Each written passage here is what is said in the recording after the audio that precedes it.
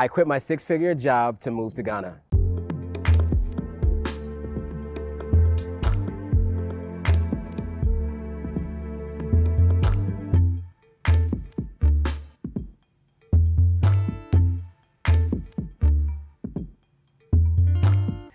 I'm Vanessa Canby, and today I'm here with Joannes Hotagua. Thank you so much for joining me today. Thanks for having me.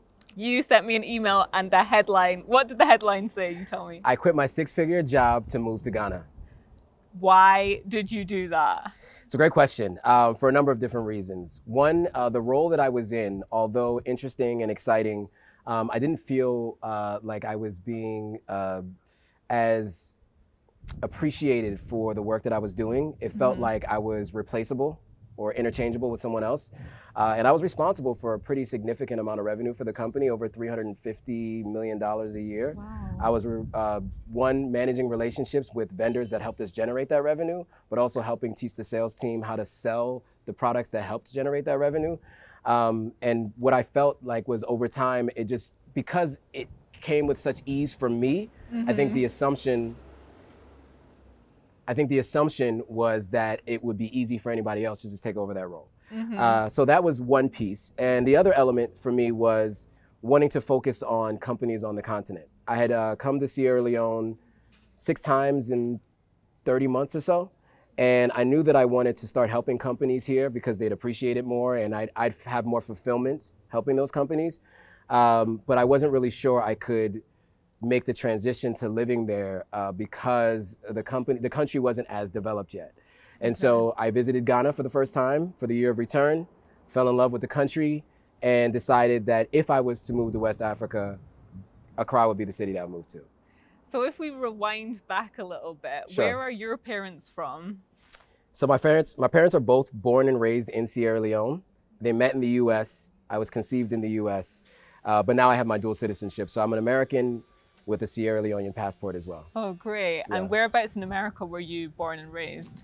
New York and Pennsylvania, and the last 4 years of my life were in LA before the pandemic, and moving back to New York and then moving there. That is so cool. Like at one point I wanted to move to LA. Okay. I went to scope it out. I used to model for like Okay. 10 years and Okay. I thought I actually loved it. So many people said you're gonna hate it. Sure. People are not the way they are in other places, but I loved it. Yeah. How did you find it in LA? Yeah, so I mean, I liked LA, one, for the weather. Coming from New York, I can't stand the cold. So the weather in LA is summer year round.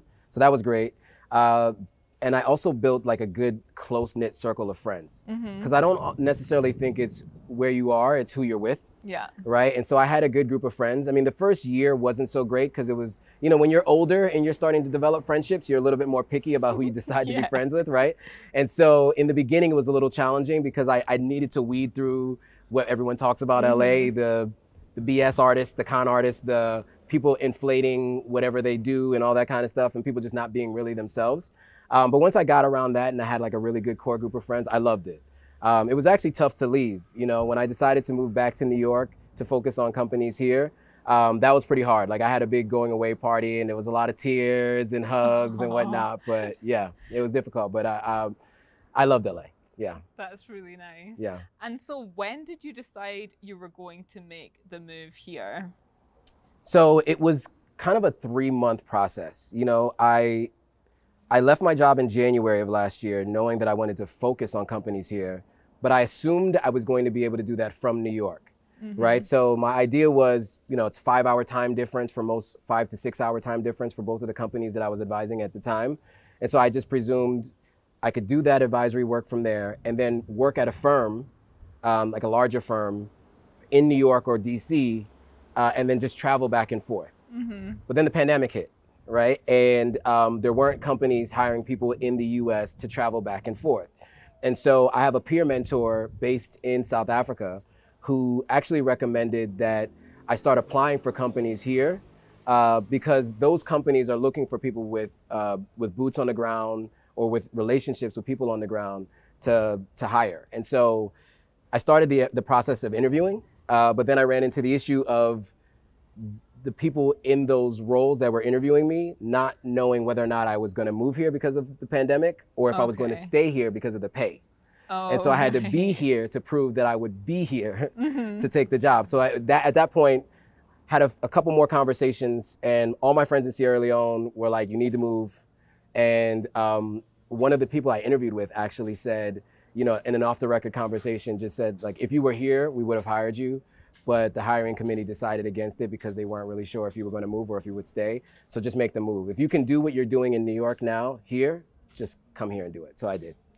So I think a lot of people might come across that issue. They Sure. might be thinking, we want to get a job before we make the move, and Right. then not particularly maybe finding a job. Yeah. And so it's interesting to know that you had to be on the ground to actually be hired. Yeah. And I've heard that before with other people who have been trying to make the move. Absolutely. Yeah. So how did you manage to find the companies that you were advising for before you made the move? Because I guess that gave you some security that you had a couple of streams of income coming in before you actually got here. Yeah. Great question. So LinkedIn. Oh. LinkedIn, you can just do an easy search. I was advising companies in a particular sector online, so I could just search for it's what we call programmatic advertising. And so I just did programmatic Africa. Okay. And then what other companies had that in either job descriptions or people who work for them who mention that, that's what comes up in the company search. Okay. And so I found 2 companies that I thought were interesting, and I just reached out to them on LinkedIn. I did the same thing I did with you, put a headline together that was specific to what could help them or what could be interesting to them. So I wrote, Hulu programmatic head wants to help African companies, right? And so those guys is like keyword Hulu programmatic. They are looking for help, right? Connecting with US-based companies or international companies. And so it worked out. They all responded within a day and started, I had to work on building contracts and all that kind of stuff. So it wasn't just like a quick turnaround, but within a month or 2, we discussed what it was I was going to do for them. I put together some contracts. We agreed on the compensation, and I started in October and December, respectively, of 2019. And you are now also working for another company here in Ghana. Yes. Would you like to let people know what that company does? Yes. So I'm the head of advertising. Yes, I'm the head of advertising for Jumia here in Ghana. And Jumia is much like, if you're from the East, it's like Alibaba. And if you're from the West, it's like Amazon. So it's just an online e-commerce marketplace where you can buy and sell goods. It has a couple of similarities to Amazon in terms of just being the marketplace where everybody buys and sells things.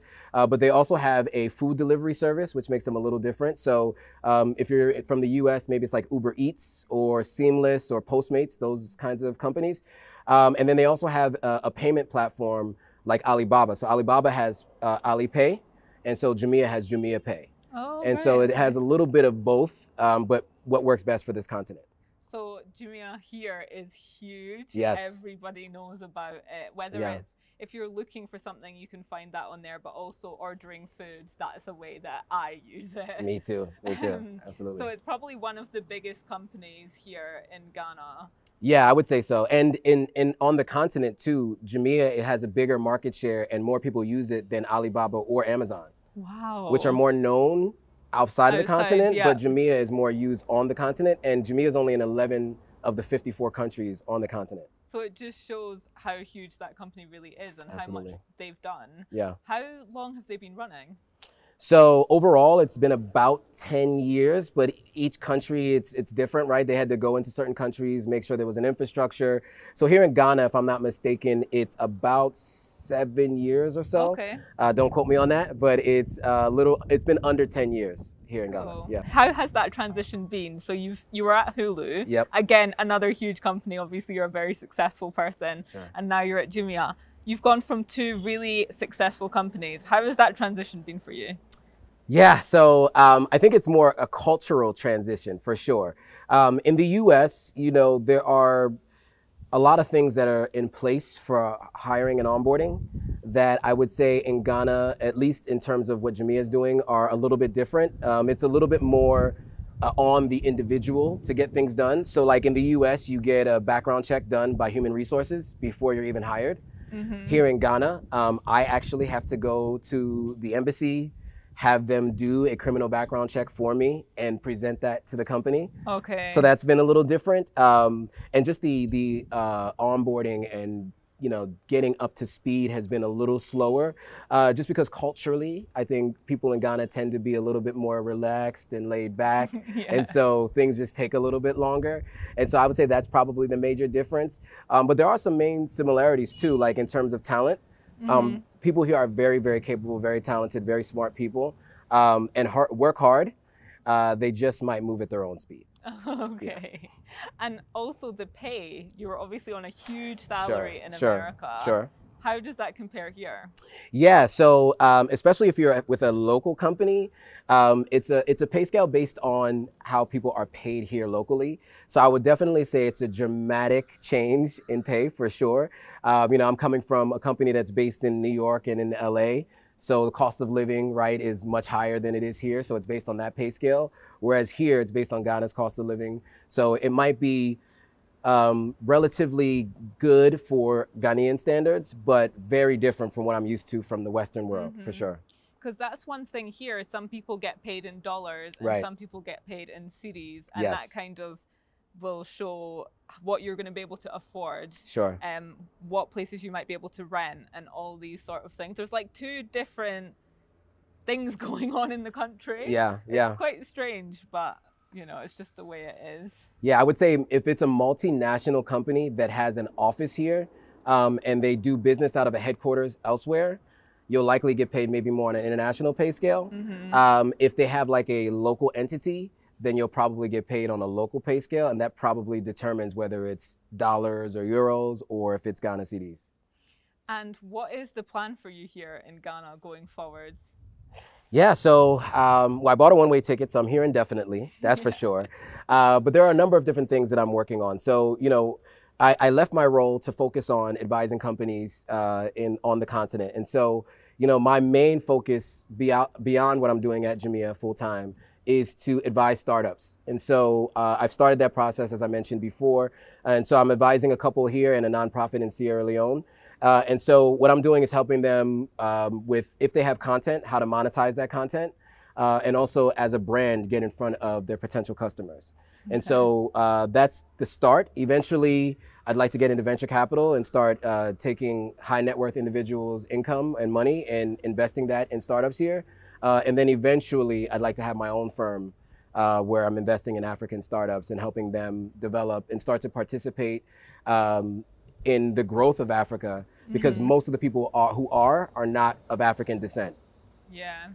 I think that is an amazing goal and vision, and you're definitely on the way to get there. You said that you'd bought land in Sierra Leone. Yes. How was that process? Yeah, that was interesting. I can say I've gone through the process of buying land in the US, and I've gone through the process of buying land in Sierra Leone. Okay. And although I was buying land from family, there's still a number of different processes you have to go through. We had people living on the land, and unfortunately we had to evict the tenants. Now, most people said give them 3 months. I gave them 6 months because I know how hard it is in Sierra Leone to find housing, and just the pay is so low. And so, but even though I gave them 6 months, because I wasn't there, they didn't think I was serious. So It took a year and 3 months. Wow. So I gave them 6 months. It took a year and 3 months for them to move out. So they eventually left. And so I was able to then start working on the property. But yeah, I would say buying and building in Sierra Leone has a much different process because it's all cash, right? It's not like you can go to the bank and maybe get a mortgage, but it's not the same as in the US where there's just systems in place. You have to try to work it out, and there's too many steps in between. So the best thing to do is just do it with cash.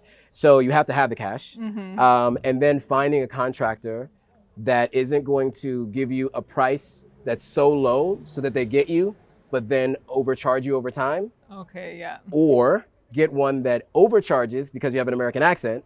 So I went through 6 different contractors that I had come with me to the property, that I had described to me what they were planning to do. I gave them the plans that we had from an architect, and each of them had their differences and different ideas, and I made a selection based on that. Okay. So it was a lot. There was a lot of steps involved. How long did it take you you to find the contractor? So once your tenants had left, Yeah. to find your contractor and then start actual building? Yeah. So I did that in two separate stages. So that happened during the pandemic year. Oh, right. Well, I don't know. I guess it's still in the pandemic year. So that happened last year in 2020. And so I went back in December. So the tenants had long been gone, and I actually had a caretaker on the property. Okay. And so that was as of May of last year. I started doing some research. I asked my caretaker to ask around. I had some family friends that were there, and they asked around.